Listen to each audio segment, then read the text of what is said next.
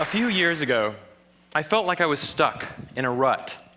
So I decided to follow in the footsteps of the great American philosopher, Morgan Spurlock, and try something new for 30 days. The idea is actually pretty simple. Think about something you've always wanted to add to your life and try it for the next 30 days. It turns out 30 days is just about the right amount of time to add a new habit or subtract a habit, like watching the news, from your life. There's a few things that I learned while doing these 30-day challenges. The first was, instead of the months flying by forgotten, the time was much more memorable. This was part of a challenge I did to take a picture every day for a month, and I remember exactly where I was and what I was doing that day. I also noticed that as I started to do more and harder 30-day challenges, my self-confidence grew. I went from desk-dwelling computer nerd to the kind of guy who bikes to work for fun.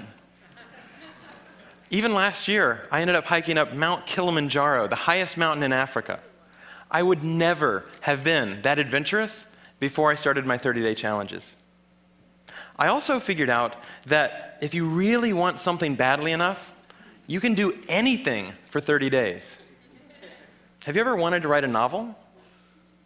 Every November, tens of thousands of people try to write their own 50,000-word novel from scratch in 30 days. It turns out, all you have to do is write 1,667 words a day for a month. So I did. By the way, the secret is not to go to sleep until you've written your words for the day. You might be sleep deprived, but you'll finish your novel. Now, is my book the next great American novel? No, I wrote it in a month. It's awful. But for the rest of my life, if I meet John Hodgman at a TED party, I don't have to say, I'm a computer scientist.